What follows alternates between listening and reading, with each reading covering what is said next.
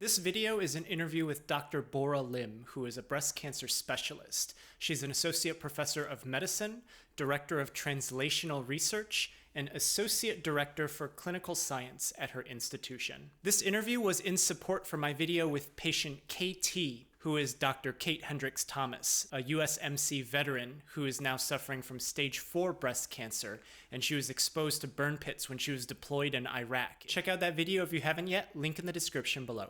Breast cancer is a cancer that happens and originates from the tissue from the breast. So there are two major structures within the breast. One of them is called lobule, where the milk is generated, and then it is collected into the system called duct. And about 80% of the time that these ductal cells, when they're going through the natural progress of being born as a new cell, doing their job, and then dying off, instead of dying off, they make a mistake in the DNA, and then they decided, oh, I gain a new superpower. I'm not gonna die, but I'm gonna create my own children. Ended up making a bunch of themselves, and then become a early tumor, then invade into the surrounding tissue, and then became a cancer where they now have a superpower enough that they can actually migrate and then metastasize through the blood, lymph node, and other organs. And that happens from the 80% in the duct, 10% in the lobule, 10% from the other cells, such as lymphatics, muscles, different tissues within the breast. So if you do have a cancer, came from the breast, we call it breast cancer. So the breast cancers developed the superpower by multiple mechanisms. So a few years back, we had this nice study done by the Hopkins team and many others, trying to really figure out why this breast cancer actually happens. Because there are patients who may have actually underlying factors, such as Angelina Jolie had a gene that she decided to remove both breasts, trying to prevent the risk. But that actually known risk factor is actually quite low, less than 10% of the all breast cancers. In majority of the cases that we don't really know why this breast cancer happens, this is one of the most common questions I get when I meet with the patients on day-to-day basis in the clinic. They ask, Doc, why did I get this? Why this is happening? And in the end, what we actually discovered through this thousands and thousands of women study and men, we actually discovered it is a simply mistake from the DNA. So majority of this breast cancer actually happens either by natural course, one of the main reasons being age, and maybe some unexplainable cause that causes the mistakes when their cells are making the DNA that accumulates and accumulates to the point that that mutation that escaped is actually giving them additional steps that they're able to now escape if some additional toxicity comes in and trying to kill the natural growth or pattern of the cell. And that's type of superpower. So within that superpower, it can be escaping from natural course of the death, just like we all have to do. And then there is a superpower that now you can even have a cape and you can go anywhere in the body as you like, as if you have an easy pass to pass any highway. And also you have a superpower now, even if you do have a treatment that is coming in, supposed to kill the cancer cells and yet not able to die, and then mutate themselves even more to become more super powerful. And then in the end, if that ended up happening, you can even take over somebody's body. So the risk factors that can cause or related to the breast cancers. Number one is the genetics, as you mentioned, that if you do have up to 25 to 50 different genes, that is, in majority, they're related to that DNA damage repair. So let's say if your cells have a natural, reason why you need to divide into two, so you can maintain your normal structure. So there has to be a new cells, old cells, die, so on and so forth. When this DNA production actually happens, a lot of times the cells make a mistake. However, if you do have chaperones, so for example, if my heels broke on the way to the clinic, and if I have a shoe shop on the way, I can go and easily fix it. So we do have proteins that always in standby and trying to fix that problem when the DNA damage happens. However, if you're born with a gene that is kind of absenting, some of these genes are readily available. If you do have a mistake, okay, nobody come and tell me that there's a mistake and I just go on. And that mistake, if it happens in the critical genes of regulations, now you're ended up having a cancer. Therefore, this gene can be one of the main reasons. But additionally, now we are learning more and more these chemical factors. For example, even now, not even the modern times, like when the British started to have this revolution of new industrial developments, for example, I learned that the green color, the color green, that it became really popular as a clothing and different things, were actually containing a lot of chemicals that could be a carcinogenic, like a carcinogenic, including like benzenes and some of the others. So some of the workers who are inhaling all of this green, particles started to have this very weird skin rash, unexplainable like swelling of the body, and some of them actually ended up developing cancer. And then same thing happened in some of the people who are working in the industry, when they're developing these microchips using the wafers. People who used to work in the chemical plants, there's a radiation exposures, there's a lot of different, new things like, something that we are burning the trash, or, like people just kind of randomly have an interaction with the plastics and the sunlight. Of course, sunlight, in the daily usual should not happen, can actually produce a free radicals and particles. They can actually move around in the air. You inhale. In certain dose, you can actually become a carcinogenic materials. So those are the factors that we know. And then of course, there's some remote exposures, something like a DES, when your mom was exposed to the diethylbesterol, that many, many years later, the daughters of those people who are exposed could develop breast cancer. So those are some of the known factors. Like I grew up in South Korea, so I lived there for a while. And in Asian countries, especially in the East Asian country, where there's a lot of clash between rapidly developing industries, highly populated city populations, there has been a lot of issue of the air pollutions. So I would say for the last 20 years or so, there was a lot of discussion around dioxins or the radons actually can be produced when you're actually chugging out either day-to-day produced plastics bottles or wastes, or you have a battery that is kind of exposed. And, if you're exposing to not really following the proper steps, but trying to burn it off, maybe try to save the cost and something like that, many of these particles can actually be produced and then just kind of flow in the air and spread, and then increase the exposure of the one individual to this very toxic, molecules to the extreme level. So I knew that there was a danger of this kind of burning things, on your leisure could be very dangerous. And there was a lot of laws they was putting in, you cannot do this with this type of chemicals and blah, blah, blah. Plastic has to be recycled in certain following rules. Then I actually came to learn about this burn pit. Actually, my understanding of the burn pit, and just as a note that I am not an epidemiologist or any kind of environmental medical specialist by any means, but I've learned that between this Iraq and Afghanistan, a lot of the US military soldiers and then their team didn't really have a good way to get rid of their waste, like day-to-day waste, but more importantly, the military waste. So what ended up happening is they put a big pit, put all of the waste, and then they just burnt it off. And many of the soldiers were exposed to this dark, gray and black stuff just coming out of this burn pit. And then people started to have a problem, few years later, that some of these people developed the blood pressure. Some of them had all of a sudden some kind of rheumatism they never had in their life. Some of the people developed pancreatic cancer. So it was very odd because these soldiers were young, and then young people naturally should not have this type of problem, and yet they were encountering multiple issues. So there was about 18 months of the investigation between the VA and the National Academy of Science. Actually, they were really, investigating what are the chemical materials that actually could be produced by this type of burn pit.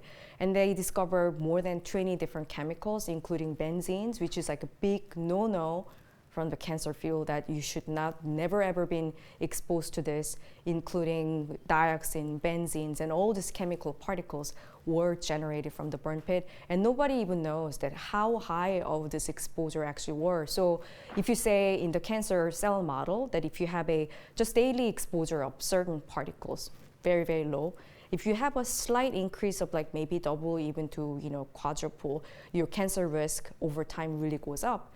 But basically, like what I learned from some of the listening to the stories is that they actually had this kind of raining shower of black particles. So these people were inhaling this on a daily basis. So we don't even know what's the exposure level of the soldiers from this chemical from the burn pit. So to me, it is a serious health hazard. And then even before we go into the cancer, of course, there must have been very serious respiratory illness that some of them may not be really reversible. So that is my knowledge about the burn pit. I did have some Marine patients, who actually came to me. She was drafted, I think, in Afghanistan for a little bit. And also she even was exposed to some of the Camp of Jejun, which is actually more of an internal United States issue. I actually didn't really have a chance to talk to her in details, because what ended up happening to her is when she came to me, she had a advanced stage 3 breast cancer. So I was taking care of her during the time that she really needed a very intensive treatment to get to the point that she had no evidence of disease. When that type of initial treatment was completed, that she had to go back to the VA system, because she was required to go back to their own system because of their health system and so on and so forth. But towards the end of our, encounter over a year and a half or so, she told me that she's not the only one. And she told me that she has a lot of friends who may encounter similar problems. And she wanted me to make sure then someday that I could actually try to increase this awareness of this. And so it's sort of like feels like a fate that, this opportunity actually came to me. Breast cancer is different than other cancers because of, I would say, at least 2 or 3 different reasons. Number one, it happens in the breast, where the biology of the breast is quite different than the other organs. So when you think about the part of your bodies, when you think about the lungs, when you think about the colon, when you think about the liver, the cancers actually happens inside of the organ. So the way that actually happens is they have their own, the blood circulation systems, but they have their own kind of geography where cells are very packed, surrounded by different blood vessel systems and so on and so forth. When you think about the breast, it is a somewhat inside, but not truly inside, meaning that there's a muscle, there's organs, there's a bone, and then outside of the bone and outside of the lung and outside of your captivated muscle, there is a breast organ. And also it's 80% or more consists of fat. So they have a very unique contribution of the microgeology, that how the cells are actually neighbor to each other. And then that makes some of the biology of the breast cancer very special. So for example, while the immunotherapy can cure kidney cancer, melanoma, lung cancer, and head and neck, the efficacy of the immunotherapy has not been that hot in breast cancer. And we think that that might be because of that different biology. Secondly, we think that breast cancer is different socially because of the sort of stigma or the image of the breast. So I can tell you as a breast cancer treating physician that if you have a same aged, same woman with the same degree of aggressiveness of the cancer who has breast cancer and some other cancers, their reaction to the cancer or the cancer treatment is quite different. And it's really hard to explain that. It's almost to the point that if you do have a breast cancer, you have certain stigma from the social aspect, that I have met so many 30-something-year-old, 40-something-year-old who's going through divorce, husband cheating, or I even had a patient whose husband was suing her in the deathbed, like she was actually actively dying from a stage 4 cancers, and her husband was suing her, saying that her daughter is getting negative impact by meeting her. So she couldn't even see her daughter for the last few days of her life because of that. And so it's crazy to say, but that is a reality. And then lastly, I think breast cancer actually is one of those cancers that it is easy to treat. Many of the patients survive. And yet, majority of the cases, especially in the hormone receptor positive ones, it can actually hide in your body for decades and come back. So you got cured from your breast cancer in your 45, and then in your retired age, and then you are now have a pension and ready to go and travel. All of a sudden, you're ending up having this stage 4 cancer. So those 3 things probably make breast cancer very unique, challenging maybe. But for me, that's the reason I wanted to contribute more to these specific cancers.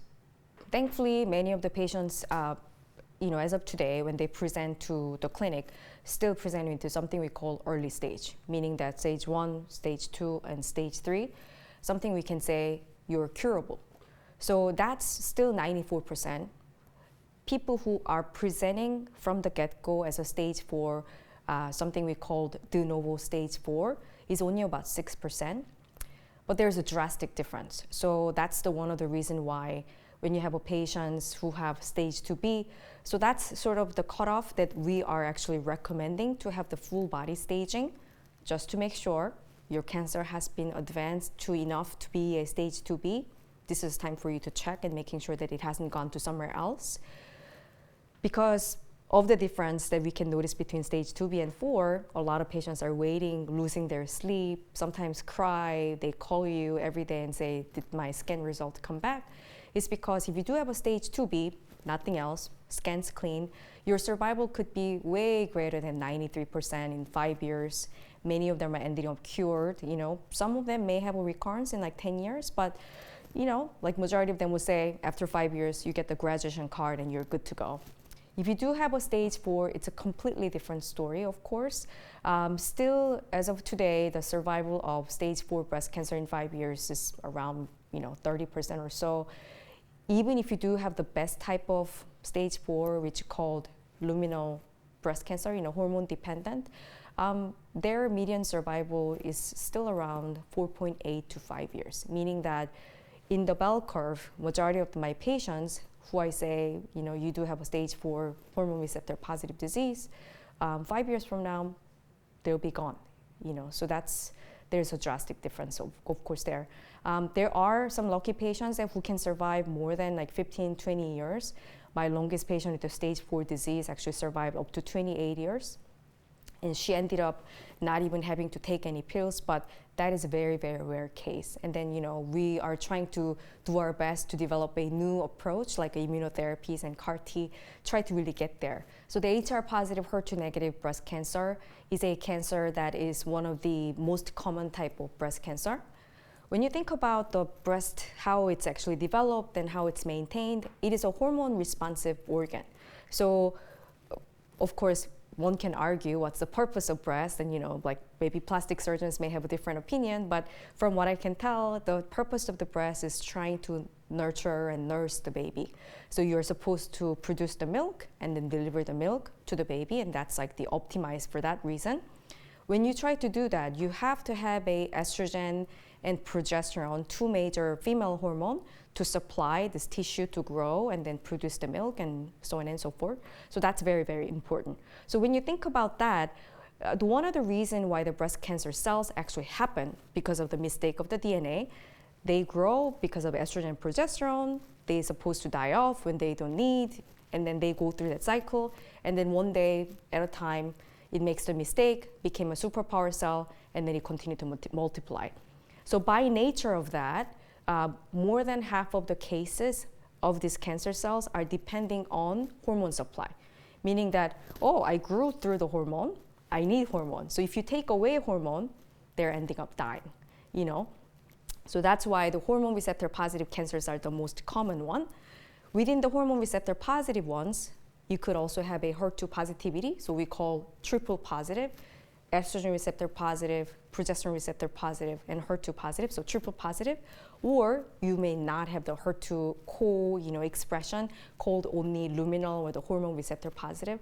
So if you don't have the HER2 and just hormone receptor only, which is one of the kind of best actually type of cancer, supposedly, but when it comes to the young women, actually same hormone receptor positive and HER2 negative that which is supposedly like not even needing the chemotherapy in a lot of cases, may actually behave much more aggressively, just like the HER2 positive cancers or triple negative breast cancers. The ovarian suppression or ovarian ablation is basically trying to take the food away from the cancer. So let's say if you do have a hormone dependent breast cancer sitting in your body, or you just taking it out, but we think that some of the cells may have gotten out and trying to hide in your body. So this approach can be used in both somebody who has a cancer in their body, like at current point, whether it's because they wanted to shrink it first and then remove it, or have it because of stage 4, or you have already taken it out and yet we are trying to minimize risk by removing all the stem cells. So when you're very young, you have a high production of the estrogen from your body every month and day-to-day life, which is supposed to be good. You are supposed to have that hormone if you're a young woman. However, let's say if there's a hiding cancer cells or fulminant cancer cell that is like ready to accept the hormone, and by the receptor and then try to grow, the best way to take away of that food from the cancer is by suppressing the ovary. So one of the way we can do that is by medically. So we do monthly or every 3 months injections, trying to actually reduce the production of the estrogen from the ovary. Or in some cases, we actually take a drastic measure and then we actually take it out the ovaries. And this used to be the much more commonly used methods by surgeons back in 1970s and so on and so forth. So a lot of young women unfortunately have to go through that. And you don't do that for triple negative, right? Not necessarily. See, sometimes we actually do use the ovarian suppression for triple negative breast cancer when they're starting the chemotherapy. Let's say if you have a 32-year-old in front of you who are hoping to have another baby, actually for us to preserve that function, we put the ovaries in sleep. So when the chemotherapy is done, we can actually recycle the ovaries and making sure that they can produce, then we may actually use that approach as well. Both of the conditions, from what I can tell from my medical expertise, probably would not have anything to do with her breast cancer diagnosis. So in squamous cell carcinoma is one of those very common type of skin cancer. They can just happen either because of the age or actually exposure to sun. And sometimes a little bit of smoking. However, this is some of the insignificant cancer enough that in many of the clinical trials that we don't even exclude patients because you had a squamous cell carcinoma. More importantly, it has nothing to do with the actual occurrence of breast cancer from what I can tell. The breast augmentation, in a very, very, very small cases, it can actually cause some of the lymphomas in the breast, which is not the usual breast cancer that we observe. So let's say if somebody had the large cell lymphoma that was around the breast implant, maybe. Any other cases, we don't really know any association between those two. My understanding is that she was told that initially she had a hormone receptor positive, HER2 negative breast cancer, and then later time, probably through the biopsy, that she then was diagnosed with triple negative breast cancer. And then sometime later, when she had another progression, another biopsy at that time showed that potentially going back to hormone receptor positive and HER2 negative breast cancer. So it is actually one of the common clinical scenario that we observe in the clinic a lot. And the main reason this type of very odd situation is actually happening is because of the understanding of the pattern of metastasis that happens within the breast cancer. So when you think about how these breast cancer cells disperse, it comes from the original destinations and then it goes to, most likely to the bone, lung, or liver, or lymph node, or whatever the destination might be. So when you think about, especially of the metastatic breast cancer, that many of this metastatic breast cancer that happens from the get-go already have formed number of mutations potentially to make the cells smart enough to be able to do that. So let's think about her original portion of her breast. Let's say even if it's only 2 centimeter or 3 centimeter small tumor, if you had an ability to biopsy multiple regions within that breast cancer, those cancer may have been slightly different. So within your own cell, some cells might have been much more dependent on the hormone, and some cells were trying to already escape from the hormone and say, is there any other way that we can be smart about this? And then even if they don't give me the food, I will survive. If they don't give me the Korean food, I will survive with the Chinese food. So that's what happens a lot of times within the breast cancer cell. We call it tumor heterogeneity. And then when these cells actually spread, they also take a different route. So some cells may have gotten into the bone, some cells may have jumped to the lymph node, and then they may not have come back, although we think that they're still communicating. So let's say if you give a drug X and the patient had a really clearance of some of the spots, and yet the other areas of the body kind of like is sluggish or even starting to popping up a new spot. Of course, you're going to go ahead and biopsy that area. That might have been clone A. They came from the left side of the tumor as compared to now your drug Y is clearing all that clone. And yet that the other clone that has escaped and gone to a different side of your body now wake up again and they're trying to cause problems. So it really depends on which part of your body and which time course you have measured. You can actually have a very different body. So I even had a patient who had a hormone receptor positive breast cancer in the bone, HER2 negative. Liver was purely HER2 dependent and hormone receptor negative, came from exactly the same body. So when she actually donated her body for our research, she ended up leaving us and she donated her body. We were able to observe that she had multiple clones that have very different characteristics. So this type of changes where dynamics and heterogeneity makes our treatment planning quite challenging. Any veterans who had a previous exposure to burn pit, I believe the last type of act that was introduced by the VA and the government was around 2008 to 2010. So that means it's been 10 to 11 years since the last time that they recognized the importance of this, trying to alert the people, stop using this and don't do it. Knowing that, I really don't think that the risk factor that contributes to your body to create new cancer doesn't necessarily stop. So we can see this from the previous chemical exposures.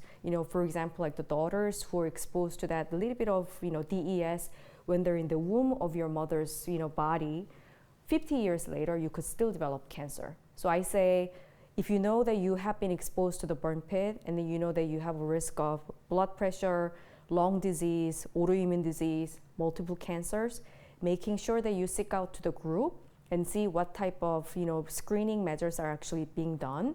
And of course, the mammogram is a must. It's one of the most important and then actually pretty effective measure of detecting cancer. So even if you're young, let's say if you're only 35 years old and you finish your service 25 years old, you still need to go and get checked and making sure that you check your breast with the expert, making sure you don't have that cancer brewing in your body. So the bone metastasis in the breast is one of the important study that has to be done in the metastasis.